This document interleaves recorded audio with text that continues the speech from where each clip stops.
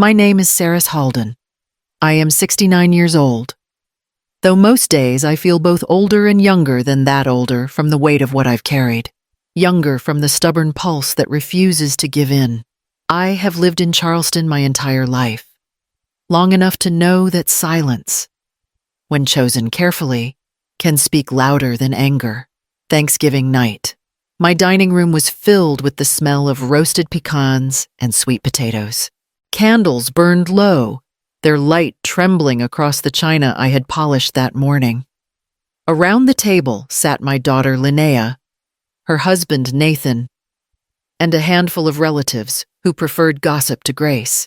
My husband Osmond sat beside me, steady as tide water, his fingers tracing the rim of his wine glass. Linnea stood to make a toast. She had always liked being the one with the glass raised, the one the room looked toward. Her hair caught the light like something rehearsed. She smiled too brightly, and I already knew the storm was coming. "From now on," she said, her voice high and ringing, "I'm the owner of this house. Mother, it's time you and Dad move out." Every sound in the room stopped the scrape of cutlery, the hum of polite conversation, even the tick of the hallway clock. Osmond didn't flinch. He simply lifted his glass and took a slow sip of his red wine. The guests froze, uncertain whether to gasp or pretend they hadn't heard. I felt the air sharpen, but not inside me. I had rehearsed this moment in the quiet hours of many nights. Instead of speaking, I drew a long breath and whispered, almost to myself, 3, 2, 1. The silence landed like a stone dropped into deep water. Linnea's smile faltered. Nathan looked at her as though she had stepped off a cliff he hadn't seen coming. I reached for my napkin, folded it neatly, and placed it beside my plate. My heartbeat was calm, my mind clear. Osmond's eyes met mine steady. Sure, and I nodded once. I had no need to shout. The house already knew who it belonged to. But to understand that silence, and why I was ready for her words long before she spoke them, you would have to go back to the night of her wedding. Rain fell hard enough to sting my face as I crossed the parking lot. The sound of laughter and music spilled through the glowing doors of the reception hall, bright and distant. Like a world I no longer belonged to, I clutched the box in both hands, the blue Talavera dinnerware that had belonged to my grandmother, wrapped carefully in tissue paper I'd saved since the 1970s. I had waited decades to give it to Linnea. I paused beneath the awning, water running down my sleeves. Inside, a violin started a waltz. Linnea's voice rose above the crowd, clear, familiar, cruelly unguarded. "Thank God the old hag didn't come," she said, laughing. For a moment I thought I'd misheard. Then came Nathan's voice. Half amusement, half relief. "You really told her not to come?" "I said it was better if she stayed home," Linnea replied. "You know how she gets always correcting people. Wearing those old shawls that smell like mothballs." Their friends laughed. The sound hit me like a slap, quick and clean. "She means well," Nathan added lightly.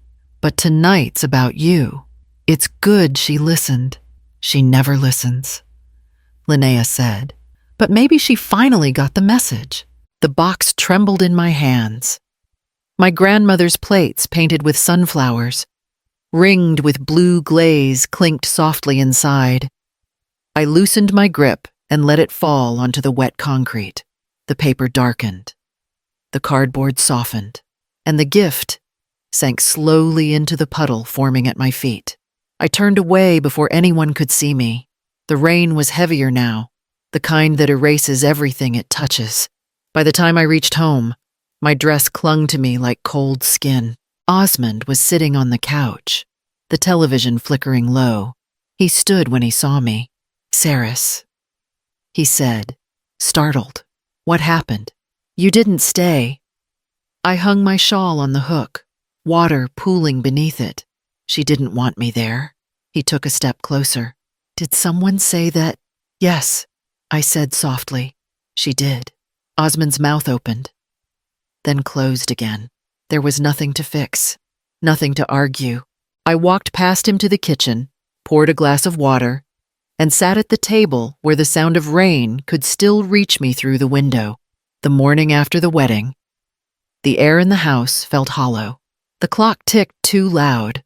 Osmond had already gone out to the workshop, leaving his coffee cup on the counter and a note that said simply, "Call me if you need." I didn't.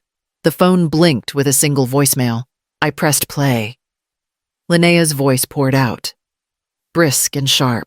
"Mom, you're being dramatic.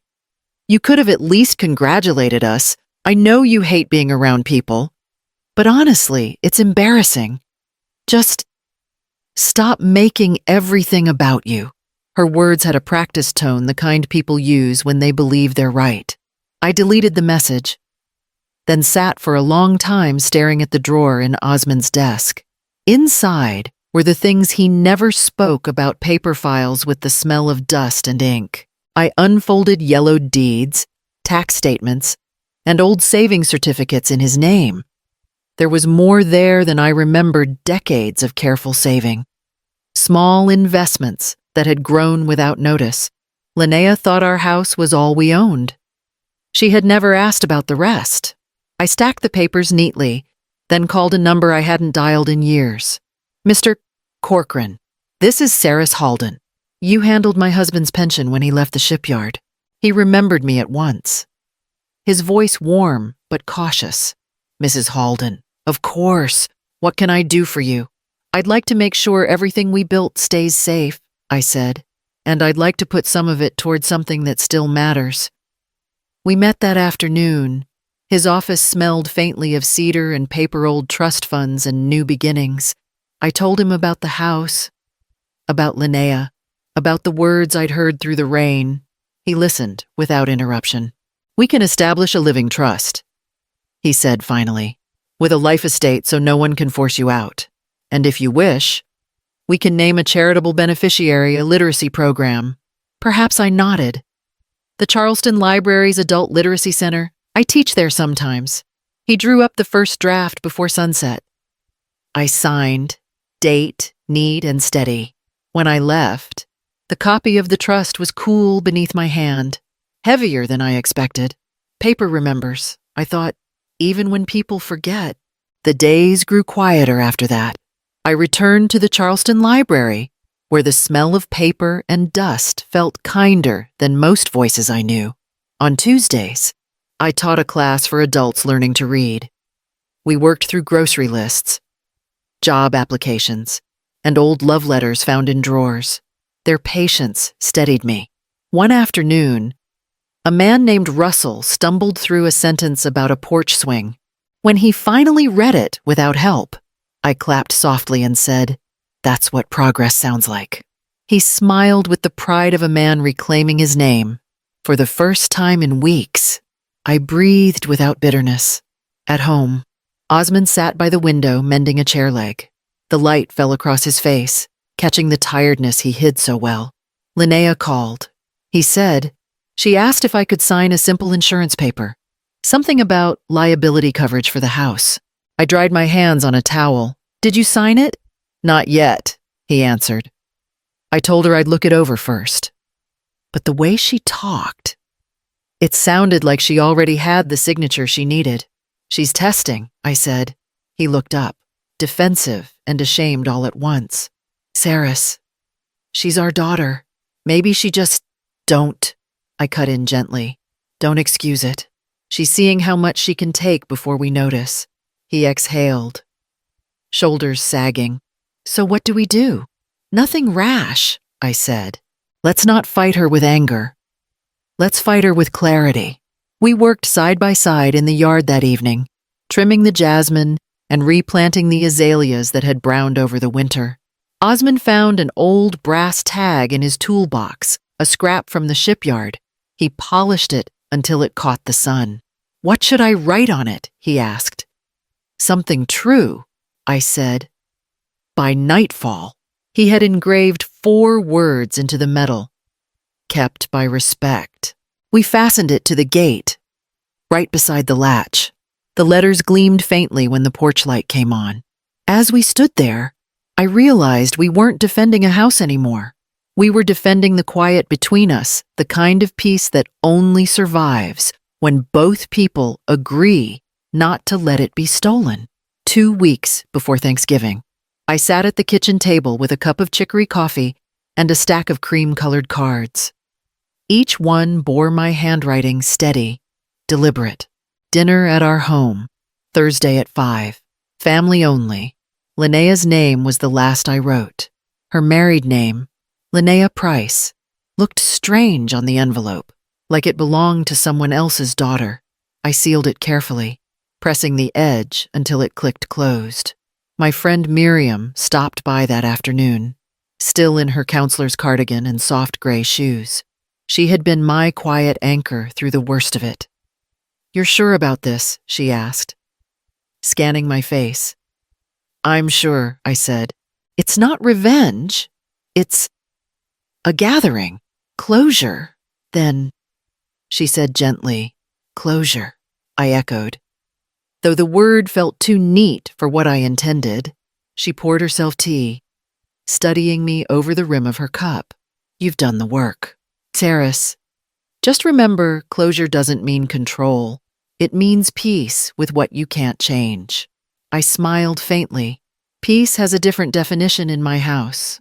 That night, I stood before the mirror and practiced breathing slow inhale, whispering the rhythm Miriam had taught me. 3, 2, 1. The words steadied me, a countdown, not to anger this time, but to restraint. Osmond found me later in the dining room polishing the sideboard. "You're really doing this?" he asked. "Yes. I want them to see that nothing here has changed and yet everything has." He nodded slowly. "Do you want me to stay close during dinner?" "Just be yourself. Quiet. Watchful." I opened the sideboard drawer and placed a sealed envelope inside one Emmanuel Corcoran had prepared. Across the front, in my own handwriting, it read, "To be opened only if necessary." The menu took me 2 days to finish. Oyster dressing, sweet potato casserole, and pecan pie recipes passed down through my grandmother's kitchen in Beaufort County. Dishes meant to remind everyone of roots they'd forgotten. When the last pie cooled on the counter, I sat down at the table and looked at the empty plates. The house smelled of cinnamon and quiet expectation. Forgiveness, I thought, was never the point. This table was being set for truth. The evening began with polite laughter and the faint clatter of silverware. The air smelled of roasted oysters and nutmeg. Linnea arrived late. All perfume and polished charm. Nathan close behind her, carrying a bottle of wine, far too expensive for sincerity. "Mother," she said, kissing the air near my cheek. "Everything looks lovely. You've outdone yourself." I smiled, motioning toward the table. "Help yourself, dear. I know how you love my sweet potato casserole." For a while, the conversation moved like warm water, safe, shallow. Linnea spoke at length about her new real estate listings near Mount Pleasant, about a stunning colonial she'd flipped in record time. Nathan nodded along, adding figures and compliments as if rehearsed. Osmond listened, silent, his fork untouched. When dessert came, Linnea tapped her glass lightly. "Before we go any further," she said, "I have an announcement." The room stilled. She reached into her purse and unfolded a single sheet of paper. "I wanted to do this properly since it's family." Osmond's shoulders stiffened. I already knew what was coming. "This," she said brightly, holding it up, "is the quitclaim deed to this house. Dad signed it weeks ago. We're just waiting for processing." The sound of the room dropped away. Even the ceiling fan seemed to hesitate. Nathan cleared his throat. "It's just paperwork. Mrs. Halden simplifies inheritance." Osmond's voice was hoarse. "She told me it was for refinancing. Said it would lower the insurance premiums." Gasps rippled through the table. My sister-in-law murmured, "Dear Lord." I rose slowly. Not from rage, but from something colder certainty. "Excuse me a moment," I said. I crossed to the sideboard, opened the drawer, and retrieved the sealed envelope I had placed there days earlier. The wax broke cleanly beneath my thumb. Inside, I found what Emmanuel Corcoran had prepared, the notarized, recorded trust bearing the date 3 weeks before Linnea's so-called deed. I laid it gently on the table. "This home," I said, "was placed into a living trust on October 10th. It cannot be sold, borrowed against, or gifted while Osmond or I are alive." Linnea's face drained of color. What have you done? Only what you taught me," I said quietly. I learned to plan ahead. The silence that followed had weight. It was no longer the silence of shock, but of truth settling where pretense had lived. Linnea's chair scraped against the floor. Sharp as a scream, "You humiliated me," she said, her voice cracking. "In front of everyone." "No, dear," I answered softly. "You did that yourself."